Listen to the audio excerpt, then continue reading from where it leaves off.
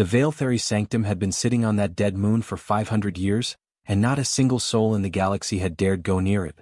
Not the Keth, who could survive in vacuum. Not the Drali, who had 17 different words for fearless. Not even the scavengers who would pick apart a burning star if they thought there was something worth selling inside. Every species knew about the sanctum. Every species had quietly agreed, without any formal meeting or signed paper, to simply leave it alone. It was the kind of agreement that didn't need words. You just looked at the place and your body made the decision for you. There were warning signs posted all around the outer ring. Big ones. Artemis. Written in 11 different languages, covering just about every major species in the known galaxy. None of them were in English. That was the problem. Ryan Cole was not thinking about warning signs. He was thinking about the left stabilizer that had blown out 30 seconds into their jump, the navigation system that was feeding him numbers that made no physical sense, and the very real possibility that his ship was about to become a metal pancake on the surface of a moon nobody had bothered to name. Left thruster is gone. Danny shouted from the co-pilot seat. Danny Fuller was 26 years old, good at math, and absolutely terrible in a crisis. He had a habit of reading numbers out loud even when nobody needed to hear them. We're coming in at 42 degrees, Ryan.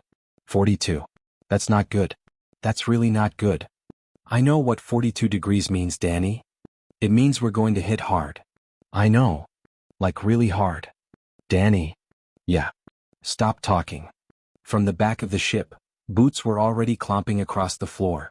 That was Patty Ross, their geologist, who had apparently decided that whatever was about to happen, she wanted to face it in a full suit. Patty was 41, had survived 2 previous crash landings in her career, and had long stopped being impressed by emergencies. She moved through panic the way other people moved through a grocery store. Calm, focused, slightly bored. How bad? She called out. Bad, Ryan said. Survivable? Ryan looked at the numbers. He looked at the moon's surface rushing up toward them through the cracked front viewport. He looked at the ancient stone structure sitting in the middle of the outer ring, enormous and dark and completely unmoved by the fact that a human survey vessel was about to land on its front doorstep uninvited. Probably, he said. Patty strapped herself in. Good enough. They hit the surface at 0300 ship time. The landing, if you could call it that, lasted about 4 seconds and felt like being inside a tin can that someone was kicking down a staircase. The ship bounced once, skidded hard across the stone ground, and came to a stop with a groan of metal that sounded deeply personal, like the ship itself was offended by what had just happened to it. For a moment nobody moved. The emergency lights flickered on, red and dim. Something was hissing somewhere. The ship was tilted about 15 degrees to the left, which meant Danny's coffee had gone everywhere. Ryan unbuckled slowly, checked his arms, checked his legs, turned around and looked at the others. Danny was staring at his empty coffee cup with genuine grief on his face. Patty had already started running a damage report. Engine's dead, she said, not looking up. Both rear thrusters are gone. Communication array is down. We're not going anywhere tonight. Tonight, Danny repeated. It's a moon. There's no night. Tonight, Patty said again in a tone that ended the conversation. Ryan stood up slowly and walked to the viewport. Outside, the surface of the moon was flat and gray and completely silent. No wind. No movement. Just rock and dust stretching out in every direction under a sky packed tight with stars. And then there was the structure. It was massive. That was the first thing you noticed. It wasn't a ruin exactly, because ruins look broken, look like something that had fallen apart over time. This looked like it had been built to last forever and was making good on that promise. Tall stone walls, darker than the rock around them, rising up in a shape that didn't quite match any architecture Ryan had ever seen. There were carvings along the outer walls, deep ones, running from top to bottom in long vertical lines. Not decorations. They looked more like instructions. Or warnings. There were metal posts driven into the ground around the outer ring, each one with a flat panel attached, each panel covered in text. 11 different kinds of text, it looked like, each one different from the last. Ryan stared at them for a long moment. Can either of you read any of that? He asked. Danny squinted. No. Patty glanced up from her report. No. But the spacing and the repetition suggest they're all saying the same thing. Which is probably what? She looked back down at her screen. Something we should pay attention to. Ryan looked at the structure again. It sat there in the dark, completely still, not doing anything threatening. Just existing. Heavy and old and very, very quiet. He put his hands in his pockets. Well, he said, because there wasn't much else to say. That's something. Nobody argued with that. Because it was genuinely something. None of them knew yet exactly what kind of something. None of them had any idea that the structure in front of them had been waiting, in its own way, for something to happen. For someone to arrive who didn't know enough to be afraid of it. The stars were very bright above them. The sanctum stood very still ahead of them. And 3 humans sat inside a broken ship on a moon that the rest of the galaxy had quietly agreed to forget about, completely unaware that they had just become, without meaning to, the most interesting thing to happen in this corner of space in 500 years. Nobody slept that night. Ryan had tried. He'd stretched out across the back seats, closed his eyes, and spent about 40 minutes staring at the inside of his eyelids while his brain quietly refused to shut off.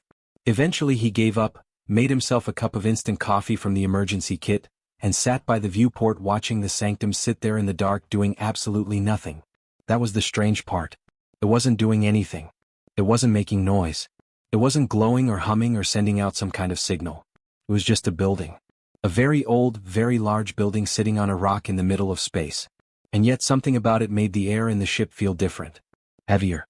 Like the pressure had changed slightly and his ears hadn't quite popped yet.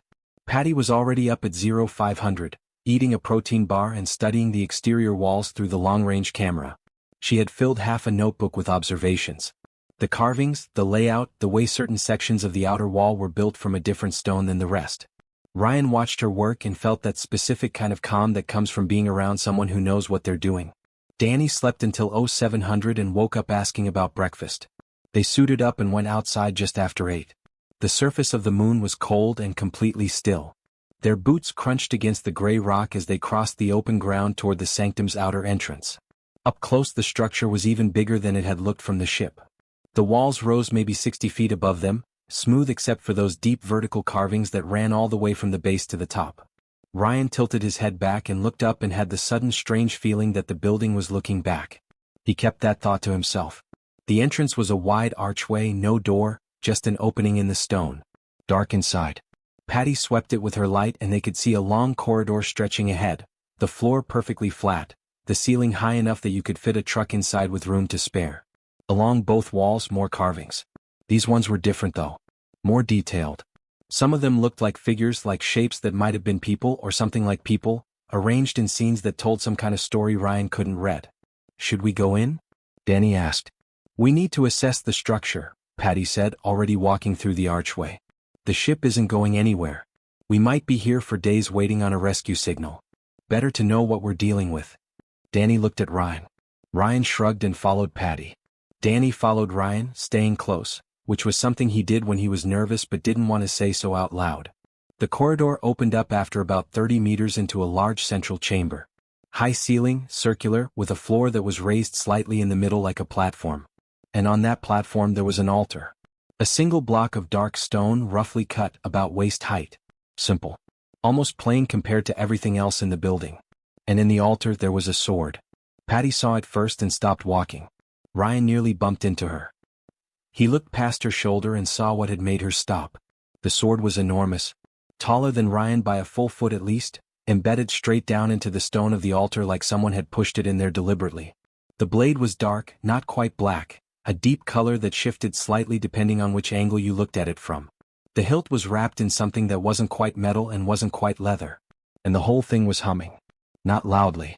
You couldn't exactly hear it so much as feel it, somewhere in your chest, a low steady vibration that sat just below the threshold of sound. Danny stopped about 10 feet from the entrance to the chamber. I'm good here, he said. Ryan looked back at him. You haven't even seen it properly yet. I can see it fine from here. Danny crossed his arms. I'm not going closer. Why not? Danny opened his mouth. Closed it again. Thought about it. I don't know, he said finally. I just really don't want to. Patty had taken a few steps toward the altar but she had slowed down. Ryan watched her stop completely about 15 feet away. She was staring at the sword with an expression he hadn't seen on her face before. Patty Ross was not a person who spooked easily. She had crawled into collapsed mine shafts for work. She had spent 3 weeks alone on a survey mission on a planet with no communication signal and called it a good trip. She did not rattle. But she was rattled now. There's something wrong with it, she said quietly. Not scared, just honest. I can't explain it scientifically. But something in me is saying don't touch it. Ryan stood there and looked at the sword. He waited for that feeling to hit him. That alarm, that instinct, that deep biological voice that apparently everyone else in the room could hear. It didn't come. He felt the hum. He could feel that clearly, a low vibration moving through the floor and up through his boots. But it didn't feel wrong to him. It just felt like a sound. Like standing next to a large piece of machinery. Unusual, yes. Threatening, no. He walked up to the altar. Ryan, Patty said behind him. It's fine, he said, though he had no real basis for that. Up close the sword was even more impressive. The carvings on the blade were incredibly detailed, tiny lines running in patterns that seemed to shift and move if you looked at them too long, which was probably just his eyes playing tricks. He reached out and put one hand on the hilt. Nothing happened. No shock. No alarm. No noise. The humming continued exactly as before, steady and low, as if the sword hadn't noticed him. He wrapped his second hand around the hilt. Braced his left boot against the base of the altar.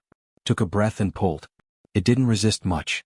There was a moment of friction, stone grinding against metal, a deep groaning sound that echoed around the chamber and made Danny make a noise in the doorway. And then it came free. Smooth, clean, like pulling a key out of a lock that had been waiting a long time for the right hand. Ryan straightened up. The sword was heavy but not impossibly so. He adjusted his grip and found a position that felt balanced. It sat in his hands like it had been made to be held exactly like this, at exactly this height, by someone of exactly his build. He stood there for a second, feeling slightly ridiculous, holding an ancient alien sword in the middle of a chamber on a moon that the rest of the galaxy had apparently agreed to avoid. Then he noticed the door on the far side of the chamber that the altar had been blocking. He walked over and leaned the sword carefully against the wall next to it. "There's another room," he said. Patty stared at him. Then at the sword. Then at the empty altar. Then back at him. "That's it? You just picked it up?" "It was in the way. Ryan. That sword has probably been there for 500 years. Yeah." He tried the door. It wasn't locked. "And now it's over there. Come look at this." Danny had not moved from the doorway. He was staring at the sword leaning against the wall with an expression somewhere between impressed and deeply uncomfortable. "You didn't feel anything?" he asked. Ryan thought about it honestly. "I felt the hum," he said. "That's it." Danny shook his head slowly. "That's weird, man." "Probably," Ryan agreed. He pushed open the far door and shone his light through into whatever was waiting on the other side. He didn't know yet what he'd just done. Didn't know that pulling that sword had meant something. That it had registered somewhere, in some system built into the walls and the floor and the stone of the altar itself, that after 500 years of waiting, someone had finally come who could carry it. He was just a guy trying to get through a door. That, as it turned out, was exactly the point. The room on the other side of the door was smaller than the main chamber. Lower ceiling, narrower walls, and almost completely empty except for a shallow circular depression carved into the center of the floor. Like a bowl. Maybe 8 feet across, maybe 6 inches deep. Nothing inside it. No markings, no objects, nothing that explained what it was for. Ryan swept his light around the room. Plain walls, no carvings here, no symbols. Just stone. Clean, smooth, deliberately plain, like whoever built this room had wanted the attention to stay on that circle in the floor and nothing else. Patty crouched down at the edge of it. She ran 2 fingers along the inner rim, studying the texture. "This is different stone," she said. "Same color but different composition. Someone brought this in from somewhere else specifically for this." "For what though?" Danny said from the doorway. He had decided not to cross the threshold of this room either.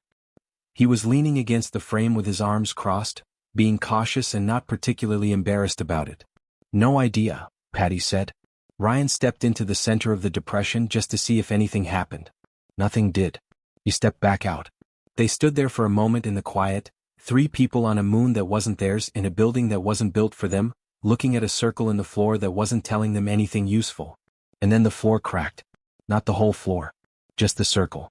Right down the middle, a clean split, like something had pushed up from underneath with a slow and absolute certainty. No explosion, no noise at first, just the stone separating like it had been waiting for permission to do exactly this and had finally received it. Light came through the gap. Not white light, not the kind you make with electricity. Something older looking. Amber and deep, pulsing slightly, like the light you see behind your eyelids when you press your hands against your eyes. It was warm. That was the strangest part. Ryan could feel the warmth from where he was standing even through his suit. He took a step back. Patty stood up slowly. Danny made a quiet noise that was not quite a word. The crack widened. The stone didn't crumble, didn't collapse, it just moved aside like it was cooperating, like it understood what was supposed to happen and was getting out of the way. The light got brighter.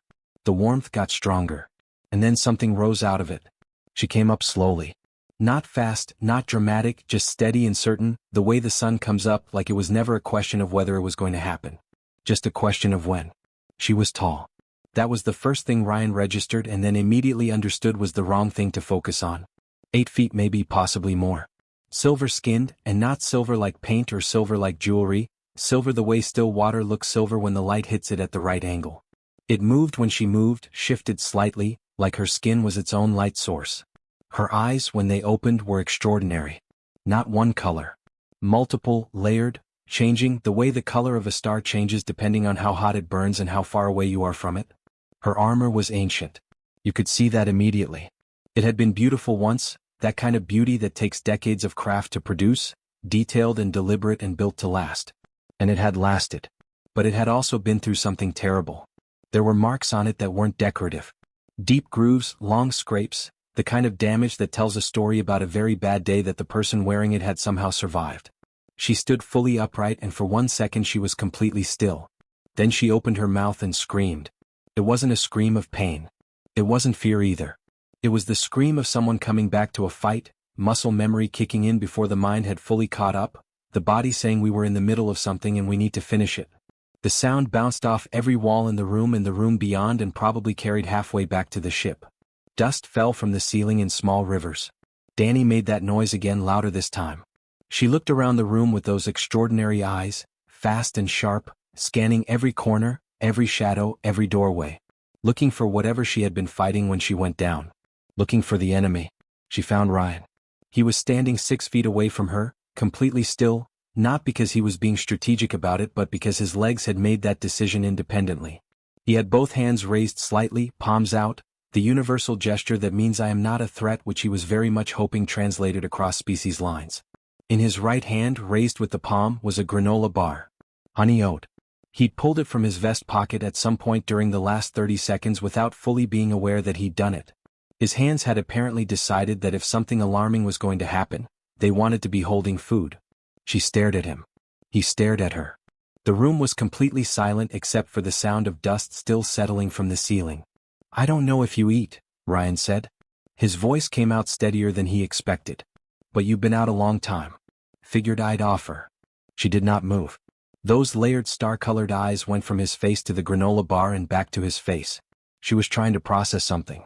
You could see it happening, watch her mind working behind her eyes, taking in information that didn't fit any category she had prepared for. He was not the enemy. That much seemed clear to her quickly. He was too small, too still, too obviously not a threat. He was also not any species she recognized. She looked at him the way you look at something when you're trying to find the folder in your brain where it belongs and realizing the folder doesn't exist. She said something. A word, short and direct, in that language that had shaken the dust loose. Her voice had dropped from the scream to something more controlled now, lower, with a texture to it like distant thunder. Ryan shook his head slowly. I don't understand that. Sorry. She said something else. Different language, still nothing he knew. He shook his head again. She tried a third. Then a fourth. Each time he shook his head. Each time her expression shifted slightly, not angry, not frustrated exactly, more like someone going through a set of keys and finding that none of them fit the lock. She stopped. Looked at him again carefully. Then she placed one hand on her chest, the armored fingers pressing flat against the scarred breastplate, and said one word slowly and clearly. Ill. Ryan understood that one. He put his own hand on his chest. Ryan, he said. She repeated it. Not perfectly but close. She was fast. Whatever she was very fast with language.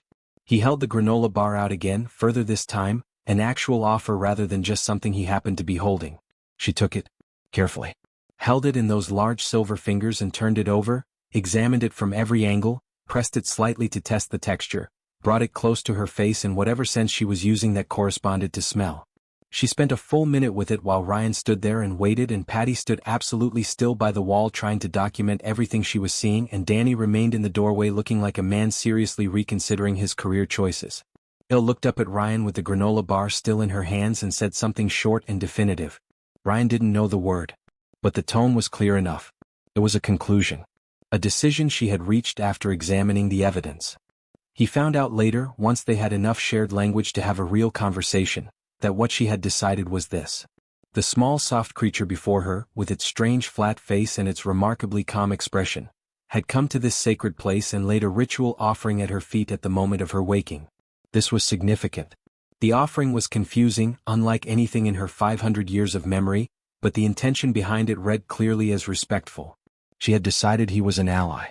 Ryan didn't correct her. Not because he was trying to be clever about it, but because honestly, as far as he was concerned, that was exactly what he was trying to be. He just hadn't expected it to work. The 40 minutes between Al waking up and the warships arriving were the strangest 40 minutes of Ryan's life, and he had once spent 3 days trapped in a cave on a survey gone wrong with nothing but protein bars and a broken radio. Al did not sit down. She did not rest. She stood in the center of the main chamber and took in everything around her with those layered, shifting eyes, moving her gaze slowly across the walls, the carvings, the altar with the empty space where the sword had been. She looked at the sword leaning against the far wall for a long moment. Then she looked at Ryan. Then back at the sword. She crossed the room, picked it up with one hand like it weighed nothing, and held it for a moment with her eyes closed. Something passed across her face that Ryan couldn't name. Not quite grief and not quite relief. Something in between, the expression of someone touching something they thought they'd lost forever. Then she opened her eyes, set the sword across her back where it stayed without a strap or a clasp, held in place by something Ryan decided not to question, and turned back to him. The language situation was difficult but moving faster than it had any right to. El was picking up English words at a pace that should not have been possible. Ryan would say something, point at what he meant, and she would repeat it once, quietly like she was filing it away, and then use it correctly 3 minutes later. Not approximately correctly. Exactly correctly. She understood context, tone, implication. She was not learning words, she was learning the system, and she was doing it in real time. By the 20-minute mark she knew the words for floor, ceiling, door, wall, broken, ship, far, close, name, question, and answer. She had also learned yes, no, wait, and the phrase I don't understand, which she had used exactly once and then apparently decided she didn't need any more. Danny had finally come fully into the room. He kept a respectful distance from El, which she seemed to find appropriate rather than offensive. He watched her the way you watch something that you know is extraordinary and that you are very aware you are not equipped to fully understand. Patty had stopped trying to take notes because her hand couldn't keep up and had switched to just watching with her full attention, storing everything in memory to write down later. Ryan tried to explain who they were. Survey team. Human. Their ship had come apart during a jump and they had landed here by accident. He kept the sentences short and concrete and she followed most of it, filling in the gaps herself with a speed that was slightly unnerving. She tried to explain herself in return, mixing her own language with the English words she'd collected, using her hands when words failed. What Ryan understood was this. There had been a war. A long one. A bad one. The kind of war that changes the shape of things permanently. She had fought in it. At some point near the end she had been put here, into this place, into whatever that chamber beneath the floor was, and sealed in. She didn't say by who. She didn't say exactly why. But the way she said it, flat and matter-of-fact, told Ryan that she already knew the answer to both of those questions and had made a kind of peace with them somewhere in the long dark of 500 years. He was about to ask another question when Patty's handheld started beeping. She looked at it. Her face changed. Ryan, she said. Something in her tone made him turn immediately. Patty didn't use that tone unless the information was serious. She was holding the scanner out toward him. 4 signals on the display coming in fast from 4 different vectors, all converging on the moon. Big signals. The kind of mass reading you get from military-grade vessels, not survey ships, not cargo haulers. Warships. 4 of them, different energy signatures which meant different origins, different species, different flags. But all moving in the same direction at the same speed with the same urgency. How long? Ryan said. They're already here, Patty said. The first impact hit before she finished the sentence. It wasn't a direct hit on the sanctum. It landed about 400 meters out on the open rock surface, and the sound that came through the stone walls was deep and percussive, more felt than heard, a pressure wave that moved through the floor and up through Ryan's boots and into his chest. Dust fell from the ceiling again. The emergency lights on their suits flickered on automatically. The second impact. Closer. Il moved. She didn't run. She didn't panic. She simply turned toward the outer wall of the sanctum with the calm, purposeful movement of someone who has heard that sound before and knows exactly what it means and exactly what to do about it. The sword came off her back and into her hand, and she was already walking toward the main corridor before Ryan had fully processed what was happening. "Wait," he said. She didn't stop. She stopped. Not because she had to. That was clear from the way she stopped, completely in control, turning back toward him with an expression that was patient but not passive. She had things to do. She was giving him a moment to say something worth hearing. Ryan's mind was moving fast. He thought about the 4 warships outside. Different flags, same target. That told him something important. These civilizations didn't agree on much, probably. Different species rarely did. But they had all shown up at the same time in the same place for the same reason, which meant they had all been watching for this moment, all been waiting for the signal that she was awake, and all decided independently and simultaneously that the correct response was not to make contact. Not to open a channel. Not to send a message. They had opened fire first. That told Ryan everything he needed to know about what they intended. "They're not here to talk," Patty said quietly, looking at her scanner. "They want her back down." Ryan looked at Ael standing in the corridor with 500 years of war experience and a sword that she'd carried out of whatever that chamber was like it was part of her, and he thought about 4 warships in orbit making a decision without asking any questions first. He thought about what would happen if she walked out of here alone. He thought about what would happen if he said nothing and let it play out. And then he thought about something his father had told him once, a long time ago, in the context of a completely different situation that had nothing to do with alien goddesses or warships or ancient sanctuaries on nameless moons. He had said that the most useful thing a person can do in a situation they don't fully control is figure out what part of it they're actually good at and focus there. Let other people do what they're good at. Don't try to be everything. Ryan was not a soldier. He was not 8 feet tall. He did not have 5 centuries of combat behind him and a weapon that hummed with something older than most civilizations currently floating in orbit above his head. But he could talk. He was, when it mattered, genuinely good at talking. She was still looking at him. Still patient. Still giving him his moment. You go out there alone, it becomes a fight. A big one. And maybe you win. Probably you win. But they'll keep sending more. She watched him. He could see her following the words, assembling meaning. "Let me talk to them first," he said. "I'll handle the talking. You handle everything else. Deal?" Silence. A third impact somewhere outside, further away this time, like they were mapping the surface, finding range. The dust was still falling in thin lines from the ceiling. Elle looked at him for a long moment. He couldn't fully read her expression. It was the expression of someone doing a very fast calculation, running numbers, checking variables, arriving at a result they hadn't expected. Then she laughed. It was a real laugh. Full and warm and completely genuine, the kind of laugh that comes from being actually surprised rather than just amused. It lit up her whole face and changed it, made her look for just a moment not like an 8-foot silver-skinned warrior carrying an ancient weapon out of legend, but like a person who had just heard something unexpected and funny and good. It was the first time she had laughed in 500 years. Ryan didn't know that then. He found out later. But he thought about it after, thought about the fact that of all the things that could have pulled that laugh out of her after 5 centuries of silence, it was a human in a survey suit with a granola bar in his pocket telling her he would handle the talking. "Deal," she said. One word. Clean and clear and perfectly pronounced. English learned from him in the last 40 minutes just by listening to him speak. Ryan nodded. Turned to Patty. "Get me a working comm channel to one of those ships." Patty was already on it. Danny was staring at Elle with his mouth slightly open. She said deal, Danny said mostly to himself. She just said deal. "Yeah," Ryan said, pulling on his helmet.